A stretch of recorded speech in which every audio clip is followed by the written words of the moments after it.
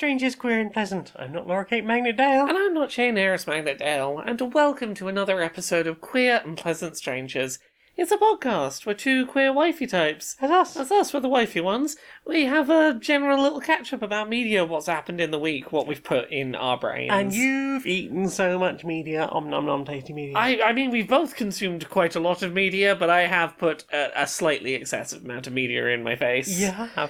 Where do you want to start? Well, shall we start at the common starting point we both have, which is we've both been playing stuff on the Nintendo Switch 2. We have. Do you want to start us off on this? How are you finding the Switch 2? It is a nicer size. Yeah. Overall, I'm happy with that. Joy-Cons are a bit nicer in the hand. Kind of. Okay. I think it suffers from the same problem that I had with the Switch 1 ones, is that they're quite thin. Yes, because the thickness hasn't changed since the Switch 1. Which isn't so bad when it's attached to the console, but when you're holding them, again, they feel like they get lost in my hands. I've got quite long fingers. Have you tried putting any of those covers on that Yes. we've got that might give them a bit more Yeah, size? yeah, Have they helped? Yes, absolutely. They are Right. rubber, though, or silicone, so Yeah. they do absolutely attract smudge hair, of which there is an abundance at the moment. They're not perfect, but at launch they were the best option that was available. Yeah. Very happy with that. Tried a couple of the cases. Most of them don't fit in the dock properly. Yeah, They put just enough distance between the charging port in the dock and the console itself that it does not charge. That is a deal breaker, I think, for both of us, because Yes. I know a lot of people are either always dock or never dock people, but we back and forth reasonably, and if you can't put it in the dock in a case, that case is worthless. And it's kind of the setup I had for my Switch 1 as well. Like, it was grips to extend the size of the Joy-Cons, and like nothing around the console itself apart from a screen protector. Yeah. Which I still haven't put on yet. I need to remember I have them. I need to. They're over there. Aha. Yes, I saw them and I was like, I must get round to doing that. But I would have to stop playing Tears of the Kingdom. See, that's the problem, isn't it? And you've had like even less time to play than I have, because like. Well, I've they had- arrived at the same time. You like got to sit down and futz with yours quicker. I've had a bit of a mixed thing. So I played about 5 hours a couple of months ago at a hands-on thing, and that first day that it showed up, I played for like a solid 8 hours on a Twitch stream. And I've been doing a couple of like late nights playing just to get some time in, whereas you've had more ability to play during the daytime, play during the weekend. Like you, Basically, I put your showcase streams on my phone, and Tears of the Kingdom on the telly, and I sat on your sofa and played Tears of the Kingdom most of the weekend. It's been an interesting mix of experiences, because you've really gone in on... I was going to say a couple of things. You've really gone in on the Zelda remaster. So what happened was... The first day, it was like, first of all, I just want to check that, like, all the Switch 2 stuff for Tears of the Kingdom works. Yeah. That was fine, and I was planning to kind of leave it there and just get really heavily into Mario Kart World. And I played about 5 hours of it, and then the evening of the first day, I kept going into knockout battles. Yeah. And then, like, I'd get to maybe, like, the second or third section. Yeah. And I was just getting communication errors constantly. So, for what it's worth, I was having the same problems that same evening. It does seem to have completely sorted itself now. The online is good, but the problem is the ADHD. Yes. It's like, oh, well, you've been put to one side. You missed your opportunity to be my dopamine now. Yes, and now I'm playing Tears of the Kingdom with vastly reduced loading times. Yes. So you've been doing that, and I've been dipping my toes into, like, fucking everything from the launch lineup, because I've been doing, like, articles and stuff, so... And they let you buy more games. Yeah, I was I did not know previous to this that Nintendo has a limit to how much money you can spend on the eShop in a 24-hour period. And I imagine that's to stop parents having their entire credit cards rinsed by their kids. kids. I totally understand that. But when a company is like, I will pay you to review a bunch of stuff from the Switch 2 launch lineup, and for work I have to purchase a bunch of the Switch 2 launch lineup, going, oh no, I can't buy more things. Oh no, I have to review more things. Was a fun adventure. But yes, tell us how have you been getting on with shiny Tears of the Kingdom? Mainly graphics wise, I couldn't really tell you because like I played Tears of the Kingdom on the OLED Switch. Yep. Which was lovely. And I played it almost exclusively in handheld. Yeah. Because for whatever reason, I think we were both doing a lot of parallel playing, and the TV was just like something in the background for both of us. And then we would pause what was ever on the telly if either of us found a memory. Yes, yeah. And I think that was particularly because of like after the first day or so, because of when we were able to sit down and play it, we were getting really out of sync. Yes, so it was neither of us was playing on the TV because we'd seen wildly different things we didn't want to spoil each other. Yeah. So yeah, this is your first time really playing it on the big TV. Yes. And with HDR as well. Yeah, as someone who played an amount of it up in the office on like a monitor, I at least did some of it docked, and the step from 30 frames a second to 60 frames a second is really nice. I think the biggest thing is like for all of the things you can do with an OLED screen, there is still going to be some reflection of a screen that is in your hand. Yes, and I found that like the depth stuff was really difficult.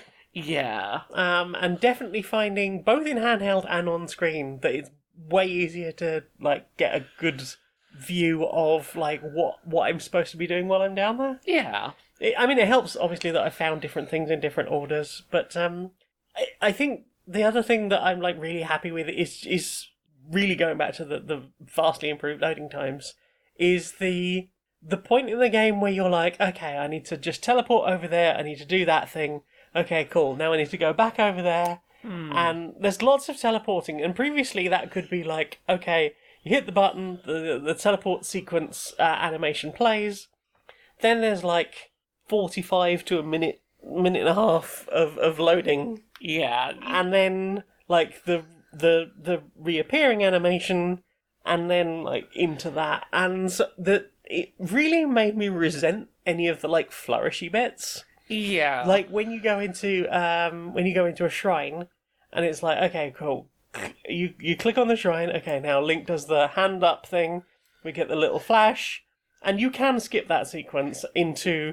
And now the portal is open on the front of the shrine, and then you walk in, and then there's a whole other thing of like the walking in bit, and then the loading time, and then the walking out the other side animation. Yeah. And I came to really, like, when I was getting to a point of, like, I've been playing this for, like, over 100 hours now, and I know what I want to do. I want to get through, like, this, and this.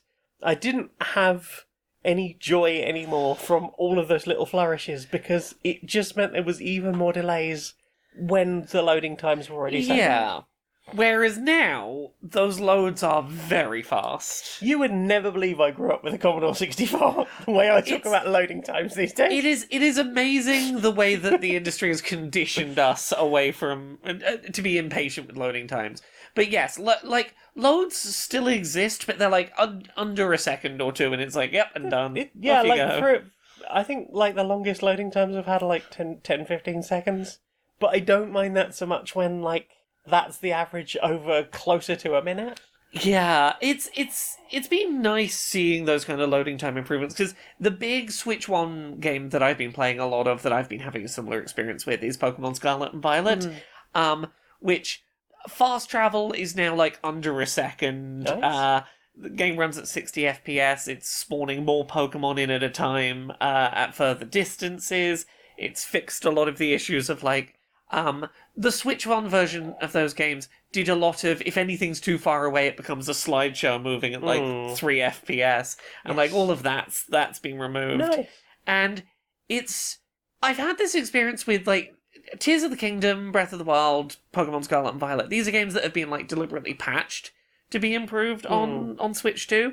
But I've been playing around with a bunch of Switch 1 stuff that was known to be a bit iffy on performance or loading times, and like Nintendo really downplayed this pre-launch, because like they kept putting out their spreadsheet of like, oh, we're testing games, we don't know what's going to work, we don't know what's not going to work, which led people to be a little worried about backward compatibility, when in practice basically anything that had an inconsistent frame rate now runs solidly at its frame rate cap. Yeah. And loads considerably faster. And that's been really nice. It's been really nice to just have a new lease of life breathed into older games on that back-compatible library.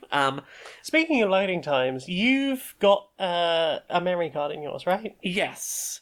And I assume you have games that are just fully installed on there? Yep. How is that memory card speed compared to the built-in hard drive? I can't tell the difference. You can't tell the difference. Yes. Well, that's good. Yes, I need to. I have a 256 view. I need to sort because I got sent 2 of them and then I streamed all day and forgot to give you the other one. Been a busy bun.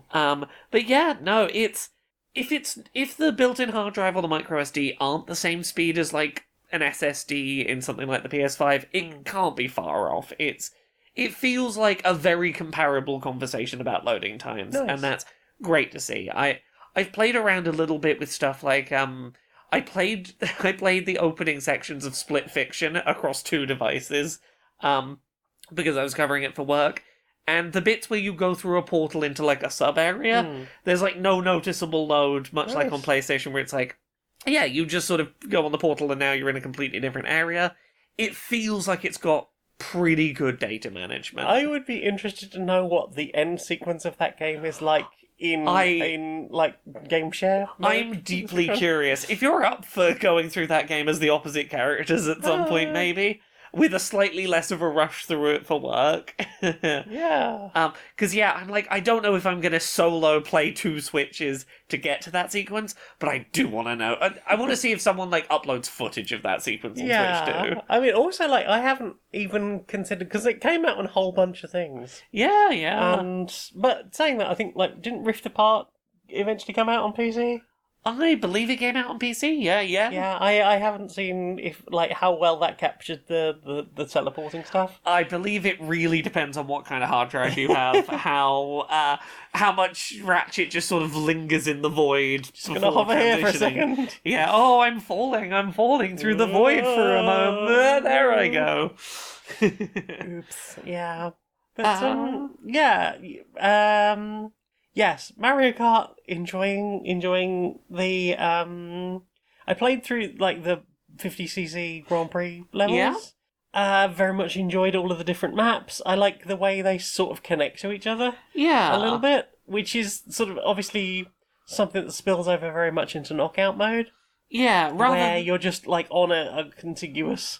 Yeah. course. For anyone who's not played it, in Grand Prix, rather than doing, like, 3 laps of one map, you do, like... A road section departing the last track, a road section entering the new track, and a lap of the new track. So you're doing, like, segments that don't repeat as much, sort of along a route.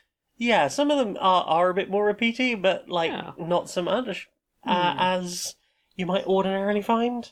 Also, like, a lot of the revamped levels or levels based on older levels are, like, they're really beautiful. I very much like the Rainbow Road in this.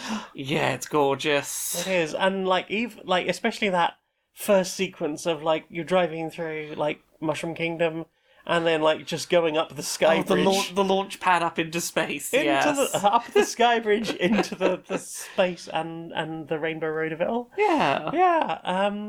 There's some new mechanics that I'm not necessarily great at, and would probably need to like look at some explanation from someone way better at Mario Kart for like how useful actually is this in like what circumstances, like what should I be doing? I've been learning a bit from watching. I did some curiosity watching of world record speedruns of some of the tracks.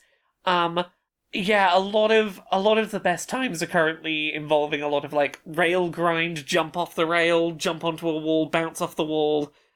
There's way more, like, weird shortcuts in levels than I was aware of. Sort of of. Shortcuts, especially involving grinding. There's a lot of, like, if you rail grind up this chain onto the roof, you can drive on the roof of a level and cut a huge section out. It's interesting design, for sure. Yeah, and... The other thing is, like, the hop-in place. Apparently the hop-in place is not good if you want to get, like, any kind of forward momentum speed out of it. Yeah, just doing the hop in space to get a boost doesn't, it, like, slows you down compared to just driving forward. Yeah. But it's worthwhile if it gets you up onto something. Yes. Uh, But yeah, like, learning that and, like, I should probably learn, like, some of the meta Mario Kart stuff, because I feel like not a lot of it has been super explained in the last couple of iterations. It's like, yeah, we all know how to drift, right? We've had that since Double Dash. well, like, you learned yesterday about the red speaker box breaking blue shells that come in, Yes, for didn't know example. that. There's a lot of unspoken stuff, Yeah, it's like, would it be that hard to have, like a tutorial section for people coming to it from Yeah. nowhere? It feels weird. I was going to say it feels weird, but actually it's incredibly Nintendo to be like, you're going to need a wiki or a whole bunch of friends to get through and sit and discuss all of the, like, shortcuts and what everything does and how it all works. Because that's been the case since Zelda, the original. Yeah, you've played other things, though. You've played, like, a whole bunch of I've been Cyberpunk. playing a whole bunch of little bits of different things. So, yeah, I'll start with Cyberpunk, because that's the big one for, like, first party pushing the tech pretty far. It's not a game that I put a lot of time into previously, because, like, that game's got some fetishization of trans people stuff going on in it that I'm not a huge fan of. Yes. But I've played enough of it on PC, and specifically, like, handhelds like the ROG Ally Steam Deck, to go, this is a game that runs real inconsistently on PC handhelds, and if you want it to get to run at a consistent frame rate, you have to do a lot of fiddling with settings and a lot of compromises to get it to run consistently. The Switch 2 version runs at a locked 30 FPS. Nice. It just runs at 30, nice and stable. And, like, I know for a lot of people who are, like, mega powerful PC people, that's like, I'm used to 60, 30? that's peasantry unforgivable. is this? But, like, visually, it looks pretty good. It doesn't look far off of the Xbox Series S version, which is impressive considering, like, the low power draw that the Switch 2 is doing. There is a 40 FPS mode, which if you have either a TV that...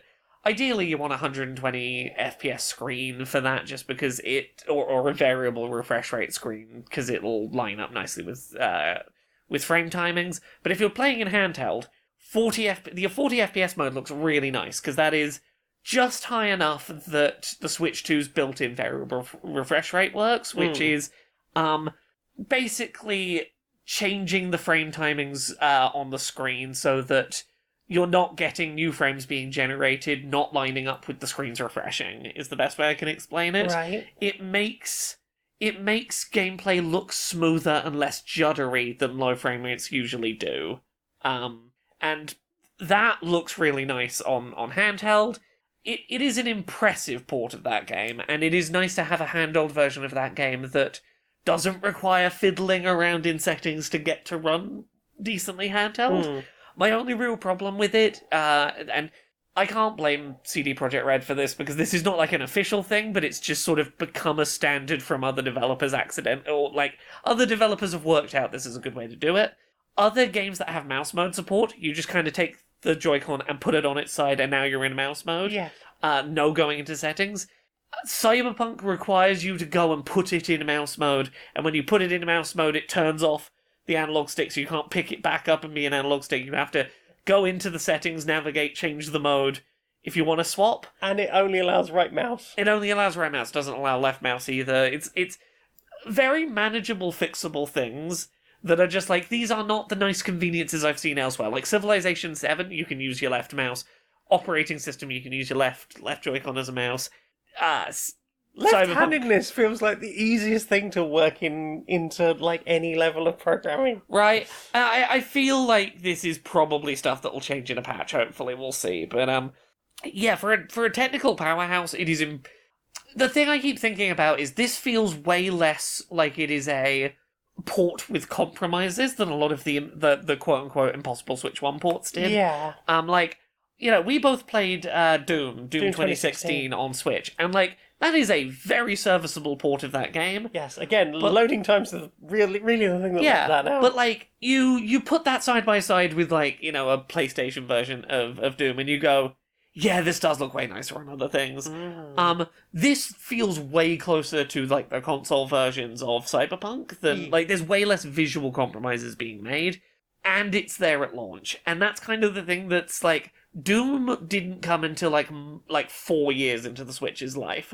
The fact that day one we have a port like Cyberpunk running this well is, like, that's a very good sign for the system. But yeah, other stuff. Civ 7, I played some of that. Way faster loading times, way faster, like, it doesn't pause when you end your turn for the other turns to happen for nearly as long. Looks nicer. The big thing is just it's really nice to have mouse support in a console version for Civ. That's one of those games that just really benefits from it. Yeah, like, ever since Command & Conquer Red Alert came to the PS1, I've never really understood how people can manage to play, and let's be honest, most of them played with a fucking mouse, how to play RTS games on like a controller, because I know someone who played through Age of Empires 2 on the PS2 with a controller. This makes me really want to see stuff like if we could get a Command and Conquer collection on Switch 2, I'd fucking love that. As a right-handed person, left analog stick moving the map around, right analog stick zooming in and out, mouse to mouse and click stuff, left and right click. Works perfectly for a game like Civ. It's not that difficult to move your thumb to use the face buttons on the controller, so add into that things like macro keys. It's you've got the D-pad on the other hand as well. It's like you can totally see how to make this work. Other stuff that I played, just a very quick mention, Squeakcross is out. Yes. I played I purchased it, I haven't played it yet. Yeah, I played some Squeakcross, a game that is important, because Jane is in the credits. I am in the credits. It's your first time in the credits of a video game. All I had to do was be genetically terrible at maths. Yeah, you did. You were genetically terrible at maths for money. Yeah. And now you are a credited accessibility consultant in a cute little mouse Picross game. Yeah, what if you wanted to make a little house for a little mouse? It's nanograms. It's Picross. But with a tiny mouse making tiny furniture for a tiny house that you can arrange and put out and stuff. I haven't played the final version, so I don't know what changes were made based on my feedback, but I look forward to giving you help make it more accessible for number hard people. I hope so. Yeah. I played Nintendo Switch 2 Welcome Tour. I don't hate this as much as other people, but I don't think it was a smart release from Nintendo, even at like £10 at a price. Yeah, especially when, to complete it, you need multiple extra things. There is ways to skip mini-games if you don't have the peripherals needed. Yeah, but then you're paying £10 for a game that you're missing out on content for. It's a really strange experience, because it is weirdly sterile. I can tell... The best way I can explain it is this feels like a piece of software that wasn't designed for, the average consumer at home. This feels like if Nintendo was sending a Switch 2 to a third-party developer... the console hadn't been announced yet. Yeah. And, the engineering team had worked on a piece of software to be like, hello, Mr. Business Executive at other company. Here's a little thing where you can explore a little museum and learn about all the tech in the device to get you excited to pitch these features to the dev team. The art does to feel make a very game. corporate. I'll not deny. It feels so much like this is an educational tool for a business executive who's going to have to go back to the office and explain which features are worth supporting on this to the rank and file developers. It feels like something used for internal shareholder pitch meetings. Yeah. And it's well made. I don't think it's bad. And I think the bigger problem is Summer Games Fest week is the worst time this could have come out. This didn't want to be coming out the same time as, games are shadow dropping left and right, and Elden Ring's just come out, and this has come out, and you've... if this had come out at if the Switch 2 had launched at a really quiet time in the industry, I can see there being some, like, I'm curious about this system and I would like to learn things about it. And if it had been a free pack-in, I can see people wouldn't have felt bad about spending time with it. And would go, this was actually kind of a nice... The way that sometimes reading, and maybe this is me being autistic, sitting and reading a technical manual for a thing can be like, I kind of enjoyed learning this weird nitty-gritty of a thing. Yeah, maybe it's the fact that I've been doing a lot of coding recently, but it just occurred to me something that might have made Welcome to work better. And it's something that was included with, but barely used with Labo, and that's Garage. Yes. If there'd been like hey, code little games that you can move with your mouse. Yeah. Like code something that works with the IR sensor in some way. Yeah. Things like that. Part of it feels... would have made that more interactive, and like then at least you could have had like a Mario Maker server thing of like, hey, here's the thing I made. And I think its biggest problem is just that it was inevitably going to be compared to Astro's Playroom, the pack-in for PS5. Yes. Which set a really big bar for a pack-in piece of software that is like, it's maybe like 5 or 6 hours to play through, but it is a fun game. It is a showcase of the tech in like practical terms of what the tech can do in a game context that doesn't feel like you're sitting down for a lecture, but goes, I played this, and I understand all the features of the controller now, because I played with them. Yeah, it's like they stripped down all the games to something you could have made in click and play in the late 90s. Yeah. And left you with just the, like, high level renders of the tech. Yeah. Like, because, like, the from what I've seen of it in the Welcome to, video that they put out, like, the Welcome to trailer was... like, wandering around across, like, an oversized... You're a tiny person on top of a Joy-Con 2. Yeah. And I guess other bits of the console will show up later. Yeah. And, like, here's the thing that you could do. And, like, Astrobot had all of the, like... We'll show you the history of like PlayStation controllers and consoles, and you're in the memory now. Now you're in the fans. Yeah, it was blatant advertising for PlayStation as a brand, but you know what? It fucking worked. It made you delighted to find a secret hidden PS2 iToy model behind something. It's like, oh, I found an iToy. I found a multi-tap. And like, none of that you couldn't build a full-fledged game out of Welcome to the same way that, like, Astrobot was, like, spun out of Astro's Playroom. It's not fundamentally a game. Other things. Fast Fusion, maybe secretly the best launch title for Switch 2 for, like, if you're looking for something cheap, that's graphically impressive and, like, a technical showpiece. If you want Wipeout 2097, 2025. Yeah, do you want something that feels kind of like an F-Zero in that it's very, very fast racing. You can change the colour of your engines, and certain boost pads will only work if you have the right colour engine. They'll actively slow you down if you're on the wrong colour. This game is, like, blisteringly fast. It's, like, it is the same price as Welcome Tour, I think. Yikes. And it's got this cool mechanic where when you unlock vehicles, you can fuse 2 vehicles you've unlocked to make a new combination vehicle to get different designs and stats, and that's kind of fun. Heck. For a tenner, it's a great one. It's also one of the games that supports, weirdly, the unsung coolest feature of Switch 2, maybe, which is Game Share.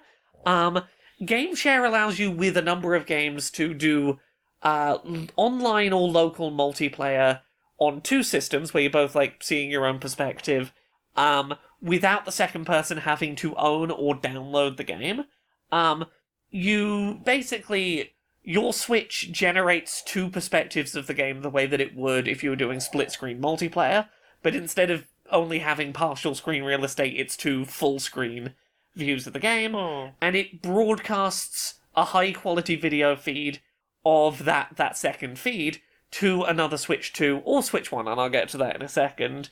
And takes their input, and with seemingly no noticeable lag. Yeah, like, it was totally playable, like, minimal amounts of lag, very good visual quality.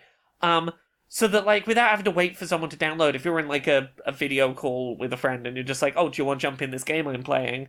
No, wait, there you go, you're in. Have some lag-free play remotely from another country of multiplayer. Yeah, I think that the from another country bit is the bit that got me most. Yeah, 'Cause you were playing it on stream with like random people on day one. Yeah, I played both Fast Fusion and Captain Toad's Treasure Tracker with someone in New York, and yeah, no, I had a great time doing it. You can also do it with Switch 1, not over the internet, but locally. I tried that a bit with Split Fiction, and yeah, Switch 2 games that are not on Switch 1 can be played multiplayer on a Switch 1, and that's kind of funky. I like that as an idea. Mm-hmm. I do like the idea of I can see cynically how that is totally a way to go. I'll go to my friend's house who only has a Switch 1, we'll play this Switch 2 game together. Oh, that game was cool. I can't buy it on my Switch 1, I'll buy a Switch 2 and get the game. Like, I can see that in, like, the cynical marketing thought for it. Also, for that, I feel like that's also a good answer to all the people like, I'm not going to buy a Switch 2, like, there's not enough new stuff on it. Yeah. Like, but somebody has, and they have that thing. Yeah. And we can play together until such time as I do feel like it's worth making the upgrade. Yeah, it's honestly kind of nice to have a feature that is so, like, is built around the idea of, your friend might not be able to upgrade right now, that's fine, you can still do multiplayer together, isn't that nice? Yeah. And I'm like, yeah. Rather than you've left your friend behind because now they don't have the same console as you. So I'm kind of really into that feature. And it feels like it's the first time we've seen it since the DS. Yeah, DS download play was pretty similar. But way more limited over there. Yeah, it is impressive what they're pulling off here, and I'm kind of surprised how well it works. Very quickly, Street Fighter 6, it runs at 60 FPS, and I think it looks better than the Xbox Series S version. Now, granted, and I have to give this caveat, there is a graphical bug with the Series S version that has never been fixed that causes some textures to not load in properly. People with hacked Series S's have fixed the bug and made the Series S version look better. So, when I say I think the Switch 2 version looks better than the Series S version, that is the bugged Series S version that could look better than it does, but it doesn't. One more reason not to support Microsoft, who are currently supplying technology to the IDF. Very true, very true. But yeah, my point remains. This is an example of a game that's running at 60 FPS, and I would argue looks better than the series, like one of the current gen console versions. Like even when that bug is set aside and the unbugged version is seen, I think they look very comparable. There might be some trade-offs on one versus the other in certain ways, but it's it's the thing in the launch lineup that has made me most go, this feels like a 100% uncompromised. Like, nothing about this makes me think you had to shave stuff off of it to get it running on Switch 2, and that's really nice. Being able to play that game second screen experience while watching TV or something, I'm very into. I just love the idea that you're playing, like, online multiplayer Street Fighter 2, crushing people online, which is like, yeah, still watching Dropout. Right, I'm kind of into that. I'm not that skilled, but yeah. I played a bunch of older generation Switch 1 stuff on the Switch 2. Very quick report. Stuff that had inconsistent frame rates now runs at its frame rate target well. Good examples of this. Age of Calamity now runs at a good 30 FPS. No. The weirdest one of these is, what is it? It's the original Hyrule Warriors.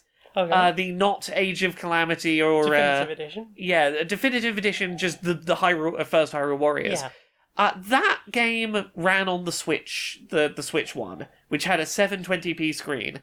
Due to a bug, that game was running in 1080p handheld, even though the fact that the screen couldn't support 1080p. Which means, on the new 1080p Switch 2 screen, it runs at without having been patched, it runs at a higher, like, at double the pixels that it did on Switch 1, and runs at 60 FPS now. Occasionally it would have dips on the Switch 1. So that hasn't been patched, but because there was a bug in the original version, it now runs at 1080p, 60 FPS when in handheld. Well done, Dev. Which is- Amazing work. Right? Fucking beautiful. Games that I had active problems with on Switch 1, like 1000X Resist, fantastic game, made me really motion sick. Runs at a pretty good 30 FPS now on Switch 2. Yeah, it was interesting editing this week's AA. Spoilers for what this week's AA is about. Yeah. Just the fact that you went from, I think it was like Age of Calamity, into a bit about 1000X Resist. Yeah. And it was like, amazing, like, whizzy graphics, lots of things on screen, lots of things happening to, walking down a corridor. Yeah. And it's like, this is the thing that was fucking you up. Yeah, but that game, Funny what gets you. It was a first person game with a really inconsistent frame rate that now is pretty consistent. I'll take that. The Switch 2 is powerful enough to power through my terribly optimized, very good game. Yay! And other than that, I'm not going to go into huge depth on this to not spoil people. I've played chapters 3 and 4 of Deltarune, and my main takeaway is those were really good. I want to go back and play chapters 1, 2, 3, and 4 again before I have... I don't know if I'm going to have any public opinions about that game. I don't know if I'm going to talk about my thoughts on it, but I played it, and it was cool, and I'm going to... no one spoiled you on it. No one spoiled me on it. There's probably stuff I haven't seen yet that's in there, but that's fine. I'm going to play through it again at some point, and that game's just going to be for me now. Yeah.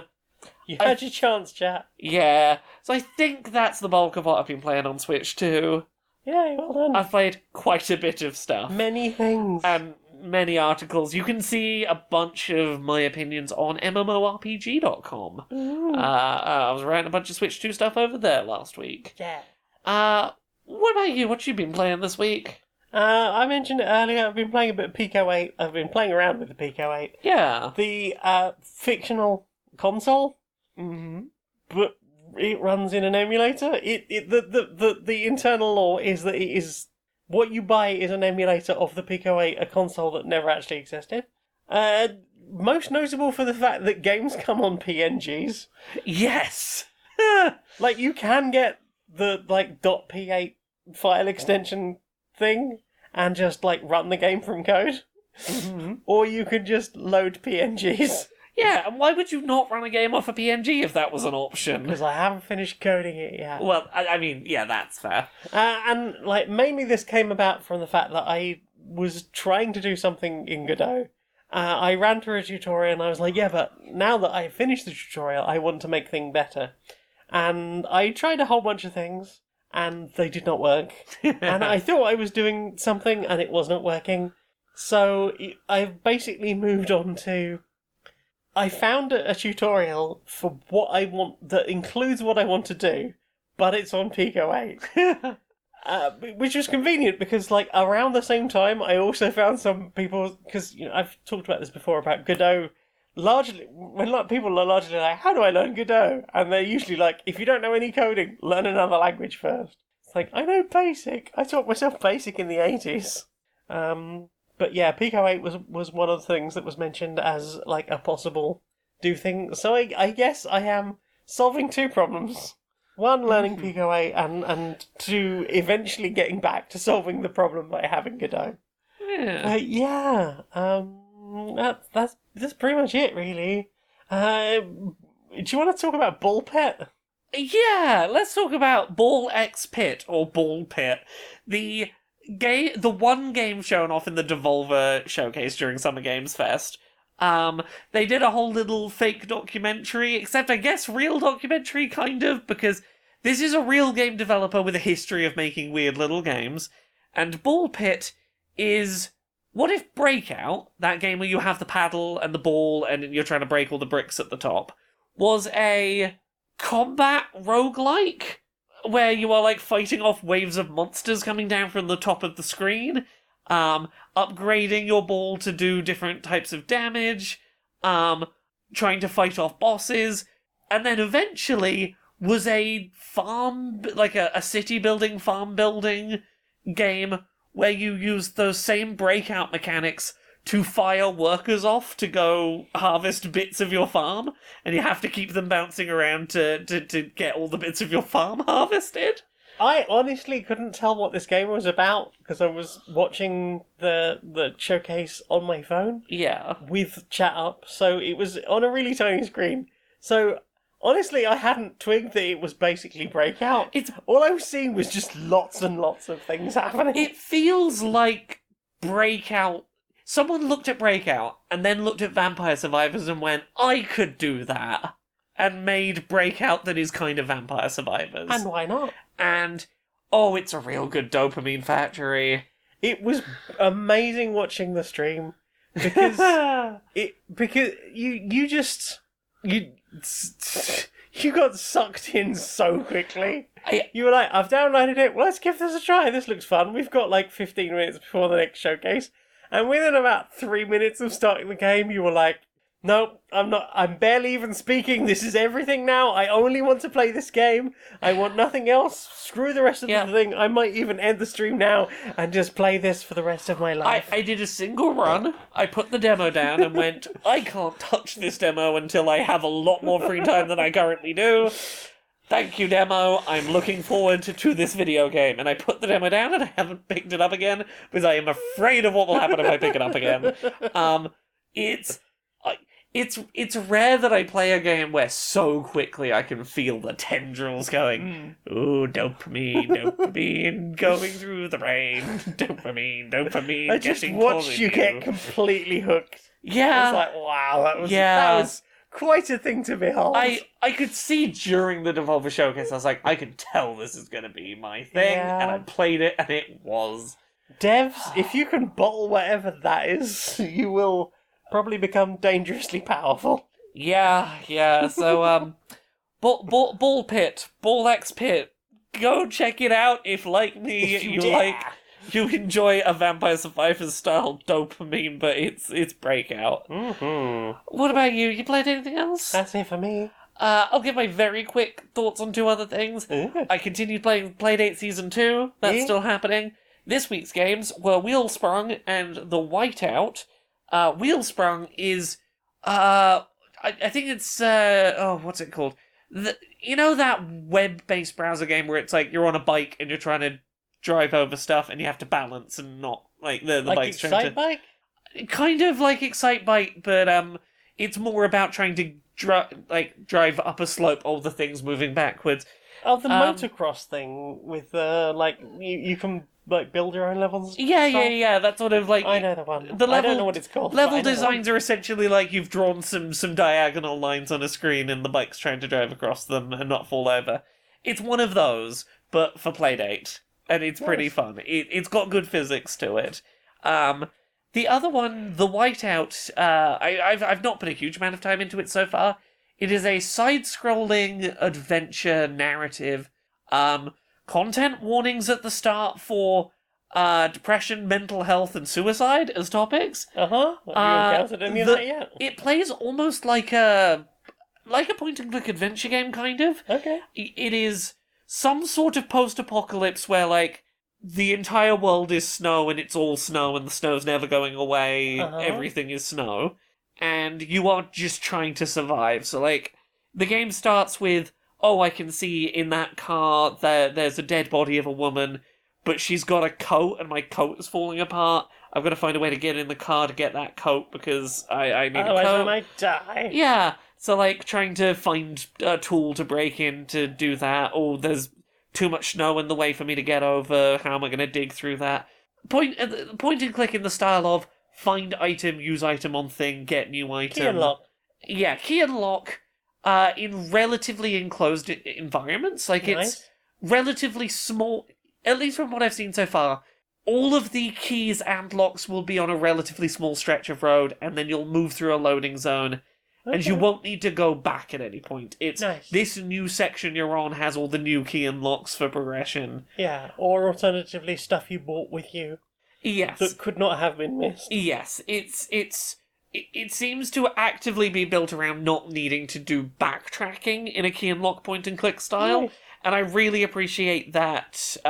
If for no other reason than for putting it down and coming back to it, it's going to make it much easier to have a contained scope of what you were up to. I feel like Dark Side Detective did that quite well. Like, there was, like, sometimes more places to go, but overall, it managed to be, like, quite contained little things where you didn't have to go, oh, I might have to, go 12 rooms in a different direction to try and work out what the fuck I've missed. Also, for not having to pixel hunt, you can reach all interactables by just walking left and right. There's no looking for, like, oh, is that thing up in the corner something to interact with? And by default turned on, you can turn it off if you don't like it. It makes a little ping sound when there is something interactable. Nice. Not necessarily something that you can do anything about right now, Is but... there also a visual cue? Yes, there is a little exclamation mark. I don't know if you can turn the exclamation mark off, but there is a visual and an audio. I know you can turn the audio off if you don't want it, to be like, this is a clickable. Nice. And I'm like, thank you. Make the challenge not pixel hunting, but finding the things and working out the order of them to do the thing. So I'm excited to find time to put more time into that. Yeah. That's everything I've played this week, I think. Well, Time for this. you, Denise. Oh, yes. Well, come in. Hi. Okay, well, we'll just show you around. Obviously, this is a lovely apartment that's recently come onto the market, recently redecorated, as you'll see. Fresh paint everywhere, so don't lean against the walls. Okay. Yes, you'll notice that everything carpeted throughout. In both rooms. Yep, and obviously there's a shower here above the sink. And there is a single bed. Built into the wall, so that obviously you've got some underbed storage there. And well, that's it really. Oh, I do have to ask. It looks like the mirror is bleeding. Should I be concerned about that? Only in so much as that you would be charged if the blood can't be got out of the carpets. Oh, okay. And the kitchen, the table is floating upside down, and I hear an ominous wailing. Yeah, it sounds like someone trapped in the walls.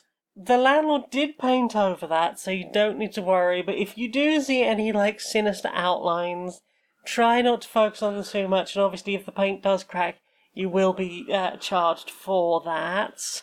Now, the rent on these extremely haunted rooms is cheap, I hope cheap. $17.50 every 28 days. Oh, that's worse than per month. Not monthly. Yeah, no. Okay. But it is London, and you are you're about half an hour away from the nearest station that isn't on a branch line. Ghosts, are you willing to chip in on the rent? Oh, bugger that! I didn't want to pay the rent here when I was alive. They'll paint over you too. Now, listening to the voices of the damned will cost extra if that in any way forms some sort of spirit union against the landlord.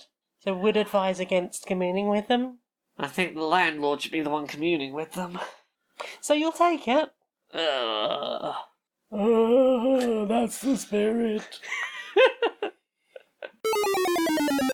Hello. Yes? We've got a new sponsor. Who's our new sponsor? Well, are you fucking done with people who are supposed to be coming to deliver, and they're like, oh no, we definitely came to your house, and we couldn't deliver. You weren't here. You weren't available. Here's photographic evidence that we tried to deliver to your house. The evidence is just a black square where they put their thumb over the camera to be like, this pitch darkness, that's your house I tried to deliver to. Yeah. Or here's a house 3 miles away, the front door of a house 3 miles away. We definitely tried to deliver to you. You weren't there. How dare you? It's your fault, Why not ours. weren't you here 3 miles away? Why weren't you here 3 miles away? It's your fault we didn't deliver the parcel. It's not that our driver didn't do it. I am a bit fed up with that, honestly. Because it's not a small number of times that's happened. No, and when I know I have a parcel coming, I sit at home listening for the doorbell, listening for the door knocking, not moving, going, I'm watching the tracking, and you work from home, so... right? And they will argue, "Oh no, they did knock on the door. You just didn't hear. I know that you say you were home, but like you must have zoned out for a second and not heard the door knocking." If only there was a way to even more clearly and undeniably not to have evidence they didn't come to the fucking door. There is. Oh, that's convenient. What is it? This week's sponsor is Postal Delivery PortableOffice.lol.net. Oh, tell me more. Imagine if there was like a security checkpoint outside your front door. Like a little office with a person behind like a glass barrier, and they sit outside your front door and stare resolutely out. And like they've got like one of the like video camera. Oh, they got one of those. Yeah, like a body attached, cam a body cam attached to them at all times. Yeah. So they've got like they will know if anyone's been anywhere near your front door. Yeah, we got video footage with a clock in it for a timestamp. Yeah, they didn't come near the door because they'll be holding the clock in. Yeah, frame. they'll be holding the clock in frame. Yeah, going, no one ever came. Exactly. No one ever came. Exactly, and it's somehow less obtrusive than a Ring doorbell. Exactly. Because they are apparently contracted to never tell the police shit. Yeah, exactly. Once we're done with the delivery, burn that fucking footage. No cops seeing that. Yep. Not the security car. We don't burn the security car. No. Sorry, the delivery checkpoint person. Yes. So that's Postal Service, please. Postal Service. .net, and you can get a person and a little office that sits outside your front door to make sure that absolutely there is no possible way that someone could have come. Oh. I'm just gonna go and check on the person in the office, because I've just noticed that every seem to have lobbed something at their head. Oh no! Rather than delivering it or Oh no. So, what have you put in your eyes, Rhino? I put a film in my eyes today. A film? A film. I went and saw a film today. I'm going to talk about that for a second. Okay. I can talk about it pretty quickly. I went and saw the live-action How to Train Your Dragon. How's it? I liked it way more than I expected to. I was initially a little like, during the first 10-15 minutes, I was like, This was better as an animated film. The exaggerated nature of it, you really can't capture in a live-action format. And then I kept watching, and I went, you know what? This might be better than the original, with one major caveat. I'll get to that major caveat in a minute. But generally speaking, I think they did I want to compare it in many ways. Actually, I'm going to get the caveat out of the way now, just before I praise this too much. I probably wouldn't have gone and seen this if I'd known Nick Frost plays a major role in it. And he's recently announced that he is playing Hagrid in the Harry Potter TV show. Now, he will insist, he has no anti-trans views, he is very pro-trans, he will insist, he is trying to walk the line of, no, just, I can disagree with Rowling on her views and be pro-trans, while being in Harry Potter doesn't mean that I'm not pro-trans. I would disagree and say, it tells me you valued a paycheck more than you did standing by the trans community. I'm annoyed that he is in it. And this is why I'm annoyed that he's in it, is this might be the first time that I watched a live-action remake and went, you maybe did it better than the animated original, and I'm annoyed that that's the case. I will give it its praise where it's due. I want to compare it to the live-action One Piece in terms of very spot-on casting for a lot of the roles. They managed to find people who humanly, naturally looked like the exaggerated body and face shapes of the animated characters. I am there's a group of teenagers in the animated film. I am very impressed at how well they cast that lot. Yeah. For a film that is largely CGI dragons in broad daylight, I don't know, it made me sit and question, is some of this practical, is some of this physical, like when it's just the dragon head on screen, is that a very fancy physical puppet? I don't know. The CGI was very well done. But the places where they made changes were subtle changes to diversify the world in ways that I thought were to the story's benefit. They make a point early on of, this is a culture of people from different tribes around the world that have come together to form a Viking community formed around their shared desire to hunt dragons. This is not Vikings as in they are all from this one Norse place and that is where they're from. It is set up early on. Warriors from around the world know that this is where there are the most dragons and we have all come together to be Vikings in the sense of we are people who our thing is to fight. And, like, that, I think, is generally to the story's benefit. They weave it in with some ways of, like, the book of knowledge of dragons is the combined knowledge of a bunch of different world communities coming together to build this knowledge, and, like, that stuff I think works very well. Generally, though, I think they did a really good job of playing the performances intensely enough that they felt in line with animated performances while there was something a bit more human to them. It is a very rare example where maybe this is in some ways better than the animated film, except it isn't. Nick Frost is in it. Fuck Nick Frost. Go watch the animated film. It's pretty close between the two. Therefore, Nick Frost makes it a really easy recommend. Don't go see this. Go watch the original animated film. This reminded me how much I love How to Train Your Dragon as a story. Go watch the animated film. It's a good animated film. The joys of not having to have paid to go and see a film. Exactly. What about you? What are you putting your eyes this week? I mean, I've watched the summer showcases. Some of them. Yeah, I watched a chunk of them. I didn't watch all of them. I watched pretty much every one of them. I did skip one on Saturday, the horror game showcase. Oh, okay. And I didn't even know that was happening. I watched that. I realised it was happening way too close to it starting, and I was like, I'm already burnt out. I'm burned out. I don't even think it was this Saturday. I think it might have been the Saturday before. I think it was last weekend on Saturday, and I was like, no, I'm not. I'm having my time off. I will watch it at some point probably, but yeah. Did you see anything during the many showcases that caught your eyes? No. Not a thing caught your interest. Nothing particularly. There was lots of mention of things that I had been interested in last year. Yeah. That haven't come out yet. Like, I'm still waiting for Petal Runner. Yeah, that got a new trailer. Got a release date of next year. It's like, cool. Well, that's still on my wish list from last year. Screenbound, I don't think we heard anything about Screenbound, and that's still not arrived. Mm-hmm. Ball Pit, I guess. I would try the demo of Ball Pit. Yep. Yeah, there's not been like a whole lot of like super interest.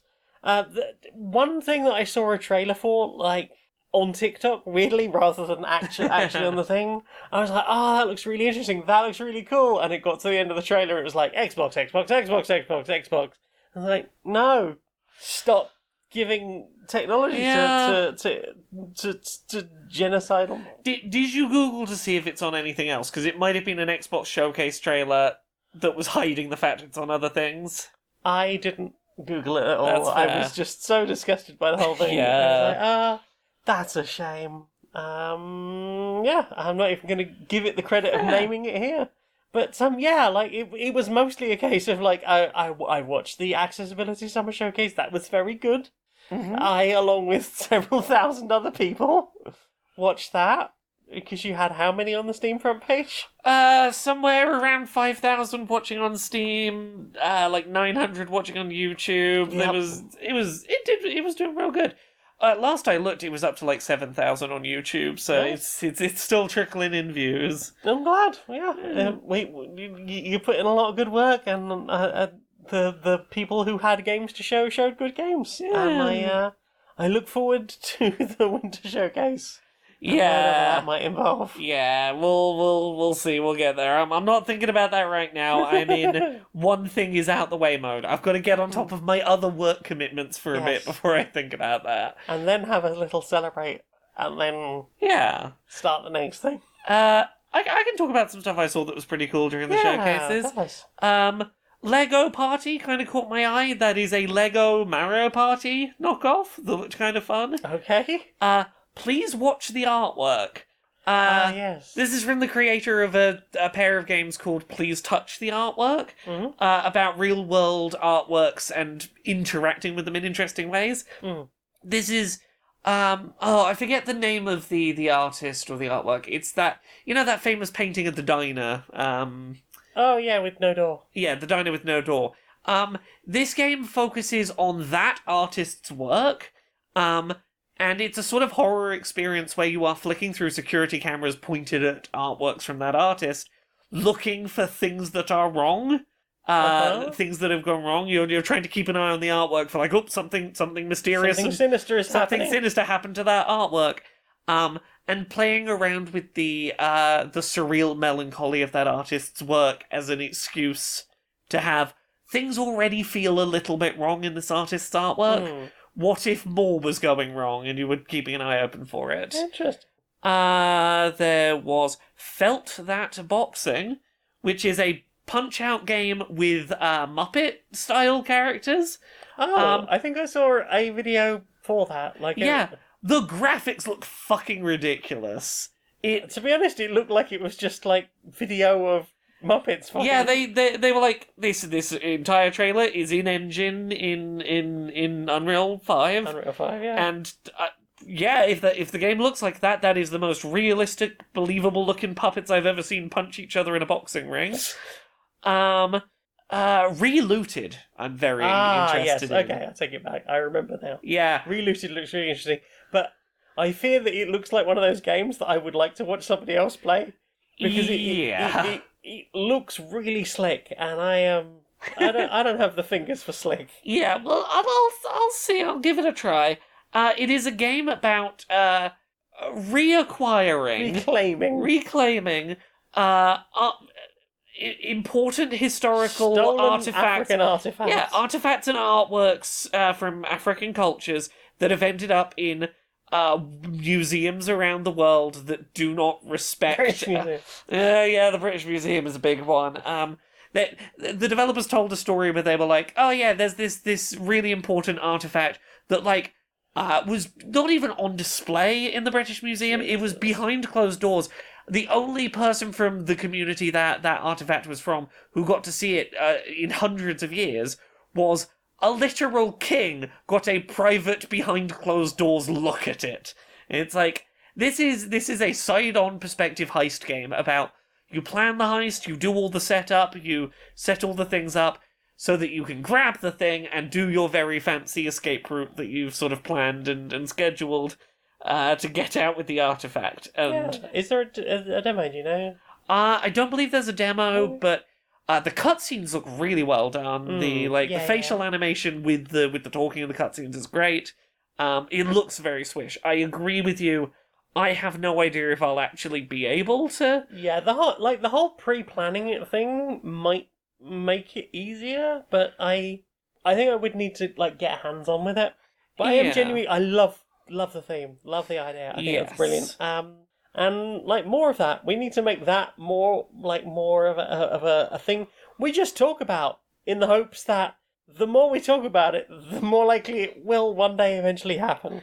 As it should. Indeed. There was a bunch of other stuff that looked interesting that I've wish-listed, but I'll keep it to that. Those were, I think, some of the highlights that are jumping out to me scrolling through quickly my wish list. Mm-hmm.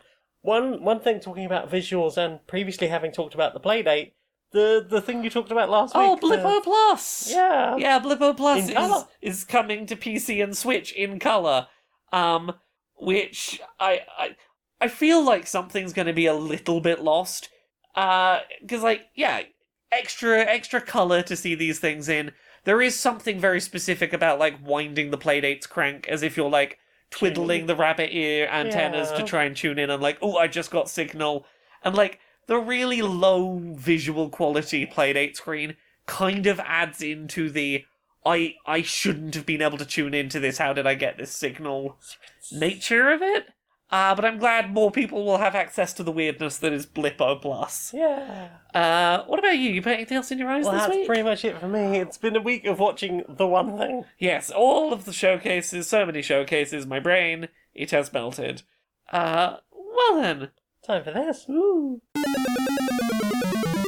Inside the boardroom of Supremacy Software. Hi. So, we got a problem. I feel like that's all we ever have these days. mean, you remember when we used to have money and we used to victimize people? We have ideas sometimes, but... Yeah. Well, look, this might lead to us getting to victimize people. Oh. So, it's a problem, but You have my victimizing might be interest. the solution.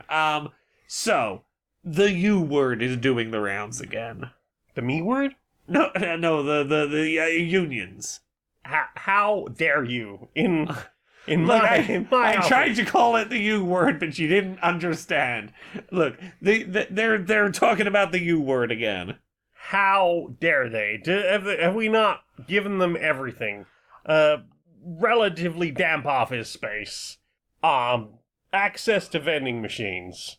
More overtime than there are hours in the day. I thought so, but apparently... Time away from their families. Yet again, oh no, we want rights, blah blah blah. They have right. They have rights to come to work. They have rights to come to work. Yeah. Yeah. So, look, we have tried many methods over the years to discourage the U word. Yeah. I think we need to do new corporate messaging. We need to work on messaging to make the U word, make unions seem like a terrible thing, a bad thing. They are terrible exactly. bad. Well, they're terrible bad for us. Yeah, they're gonna take everyone's money, and there's gonna be less money and less profit, and the shareholders will be sad, and... Yeah, but we gotta make it sound bad to them. We gotta make it sound like they don't want it. So, I was thinking we start with, collective bargaining. What if the collective bargains for a thing you don't want, such as, I don't know... Losing your kidneys. Losing your kidneys. What if the union votes Bargains for... away your kidneys. Bargains away your kidneys. Yeah, you've given them all the power over you. Exactly. You You signed the you over. Yeah, you could have, privately negotiated with us and we maybe wouldn't have taken your kidneys, but, the union says we gotta take your kidneys. Yeah, we have to. I don't want to take your kidneys and sell them for a profit, but the union says I gotta. I mean, now you mention it, could we look into that? I've tried raising it to legal before, apparently... It would be a breach of ethics, blah, blah, blah, We blah, couldn't blah. just replace their desks with, a bath full of ice. If we replace our desk with a dialysis machine, maybe. Yeah, We'll look into that. Expensive, yeah. Expensive. But they couldn't leave. Expensive in the short term, profit in the long term. Actually, I like profit. I want profit now, actually. Yeah. Well, how else can we make unions? What could unions do that would be scary to them? They could hurt the family, the supremacists of our family that we are. Oh, and, the family. You wouldn't want to hurt your family. No, of course you wouldn't want to hurt your family. Yeah. You want us to? You want your kids kicked in the face? The U word will do that. They'll do that to you. Hence the U word. Well, how's about this? How's about this for an idea? Yeah. What if we say we had a union in the past? They voted never have a union in the future. Yeah. So the collective decided no more collective. No, we won't show you evidence. It's already been voted on. We can't do a second vote on a thing. Yeah. A referendum? Who's ever heard of such a thing? Let's say such a thing happened, 10, 15 years ago. Yeah. And, even if all of the staff that were here then have since left, we'll say that their vote stands. It's the will of the people. You wouldn't want to deny the will of the people. I feel like I've heard this idea somewhere before, but I am very pro this idea. I am very pro this idea. We can never have a referendum on unions. You are a fucking genius. I know. Hello, and welcome to Clive's mid-year computer entertainment programs exposition, featuring Find a Shiny Penny Simulator, in which you wander round a 6 miles of open city in hopes of finding a nice shiny penny that you can pick up, and all day long you'll have good luck. Or polish my shoes. Get a really good shine on that lovely pair of shoes that you've been keeping as good as possible. Once you've got the polish really in there and let it sit for a bit, you can wipe it down with a nice soft cloth. There's options to upgrade the quality of your soft cloth, and indeed whether or not you're going to add a wax layer over the top. That is my preference. There's Sensible Budgeting 2026, in which there's a simulated budget on a number of different houses. So, do you have a family? Are you a person living alone in a big city? Well, you can enjoy all the thrills and chills of designing a budget for such a household, or even a small business. And last up, we have gentle drives in Liberty City, in which you can enjoy a smooth ride at a very sensible speed through the streets of Liberty City in a beige Ford Cortina. There's nothing like the open road of Liberty City, which I believe is supposed to represent LA, but there's nothing quite like doing it in a 1986 Ford Cortina in my favourite colour, beige. Anyway, thank you very much for joining me. This has been Clive's mid-year computer entertainment programmes exposition. Join us next year when we'll be having many more exciting times, but not too exciting, mind. I'm off to download the demo of Sensible Budgeting 2026 right now. Oh, I've not had this much fun since Sensible Budgeting 2023. That really was a special one. Do you know what I want to see more of? What do you want to see more of? Social Justice Warriors. Social Justice Warriors? Yeah. Right, Larry. Right, Barry, how you doing? Oh, not bad, mate. It's warmer. I'm appreciating warmth. I'm appreciating sunshine. It feels good. Oh, yeah. For my brain. I had a lovely time outside today. Just soaked in the sunshine for a while. It was absolutely Were you waiting outside for a package, perhaps? Oh, funnily enough, you know. Yeah. And did it still not arrive? Oh, you know it. Were you not at home? Because you were outside. I was quite not at home as I sat in front of the front door watching for him. Interesting, that. Yeah, I did not see him. Yeah. Apart from that, have you been up to much? Oh, I've been watching with support and horror at the stuff going on in Los Angeles at the moment. I don't know if you're aware of this stuff. It's been really difficult to track, to be honest. Like, ultimately, what happened, as far as I can tell, is ICE turned up and just started dragging people away. Yeah. And the community went, fuck no. Yeah, there was a real degree of like, is your skin a certain skin tone? Oh, the Family Guy. Where do you fit on this swatch of skin colour? It really feels like it was a grab people and work out if they are allowed to be here or not later. Like, we'll grab people who are allowed to be here and let them go and say sorry, in order to try and get some people who are not allowed to be here. Oh, you think they said sorry? Oh, well, in theory. Right, And this was like, as I understand it, a bit of a ramp up from what we've been seeing ramping up the last few months. Yeah. Of like, the very brazen, not even trying to not make it look like a fucking broad daylight kidnapping. People. Yeah, but it doesn't help that so many of them aren't in uniform. Well, that's it. It's people not in uniform, not answering questions, grabbing non-white people and just fucking dragging them into vans with no evidence that they are, immigration people at all. Even if they did have evidence, I wouldn't fucking stand for what they're doing. But, obviously if these people fought back against being grabbed, they would be charged with, resisting detention. Yeah, they did have to, like, bring that whole thing in of, like, specifically if you assault them, then because previously that hadn't existed and that was brought in quite quickly, as I understand it, at a federal level, because people kept assaulting ICE agents who were, weren't identifying themselves, but were like trying to just grab people off the street and shove them in vans. Yeah, which suggests the idea is if a bunch of random people who do not identify themselves grab you, you're supposed to just sort of let them take you, which is fucking bullshit.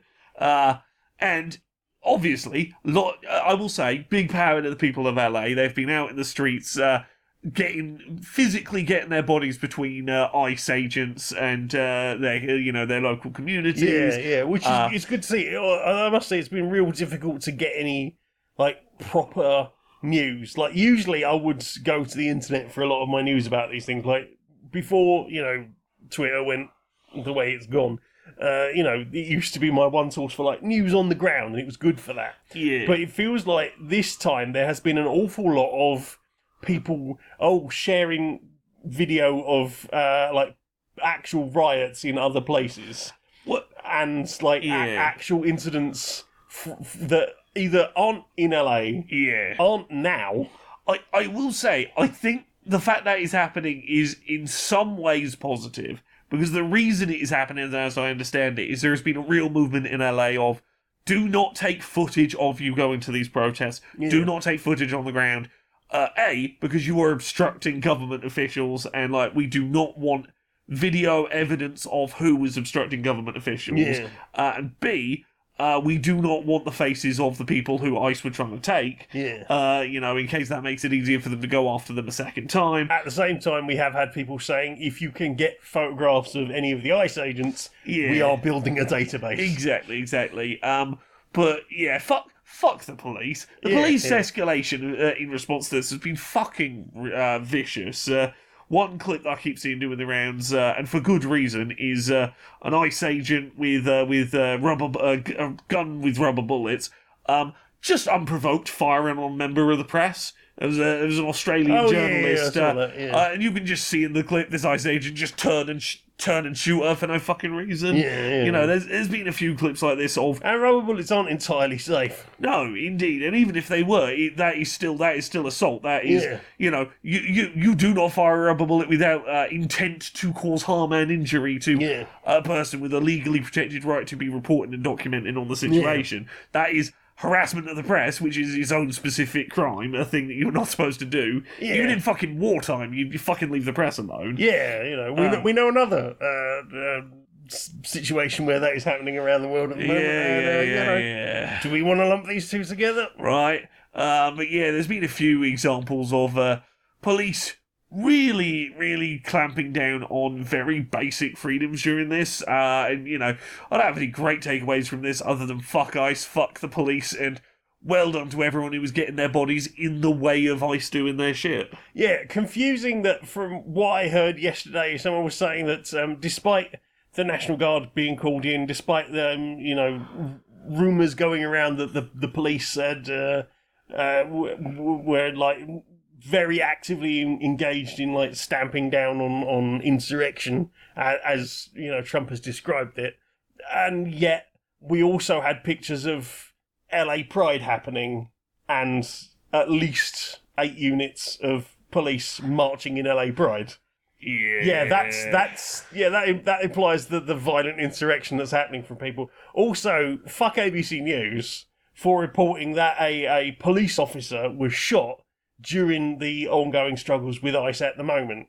And they took that entire article without mentioning that police officer was shot in the back by another police officer. Yeah, I knew it was going that way, right? Yeah. And B, that, it was in no way to do with anything involving civilians, like alleged illegal immigrants.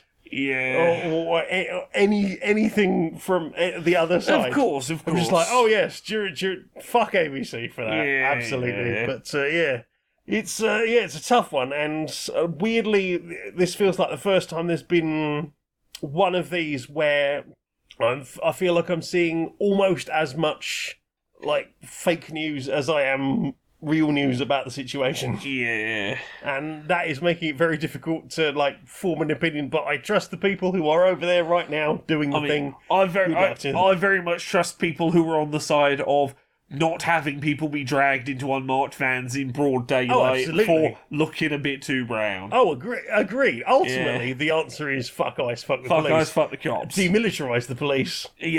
Yeah, that's all I really need to know. That's enough for me to take a side. Yeah, absolutely. But I miss feeling like I could like largely just go, I understand what's happening there, and all of this corroborates it. Rather than people going, it's not like that, it's not like that, it's absolutely like that. But if the reason for that is people are being more cautious of their, accidentally giving the cops information about their side, it swings and roundabouts. I can appreciate the being sensible on that front. Yep. Particularly if you are going to do a thing that is technically against the law. Yep. Be smart. Don't fucking film yourself doing it. Good on you for doing it, though. I absolutely appreciated all the people doing like explanations about like what to wear, how to like what to pack with you, what not to take with you, and what to write on you. Yes, yeah. Yeah, it's been nice to. I saw Eric Ishii. Yeah, I was thinking of that one. Yeah, he's me goggles and me phone number on my arm. Yeah. Although one thing I did disagree with there was the phone in aeroplane mode. Just don't. Yeah, if you can, just don't. But again, if you're going to bring it, the correct thing to do is make sure you have biometrics off, etc. Yeah. But also turn your phone off. Yeah. Because if you turn your phone off, even if you have biometrics, you can't unlock it the first time using biometrics, which means as long as you've turned it off, if police turn it on and try and use biometrics to open it, and you have forgotten to turn biometrics off, that will still work. Yeah. So yeah. Yeah. Well, thanks, young mate. Oh yeah. Yeah.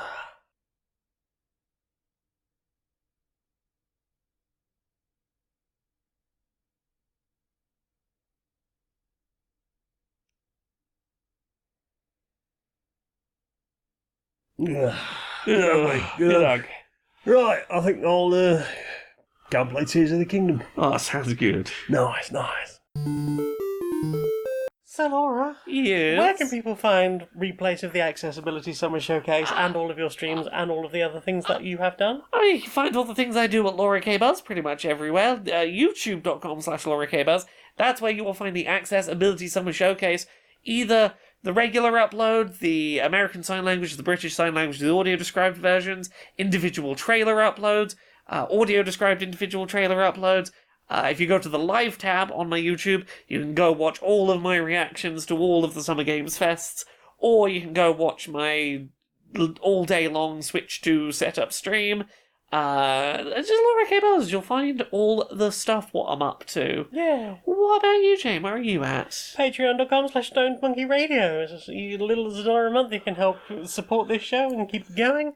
And, yeah, I mean, that's it, really. That's the important one. Most of the stuff gets shared there, and anything else I share on Blue Sky. You can find me over there. I'm Janiac there too.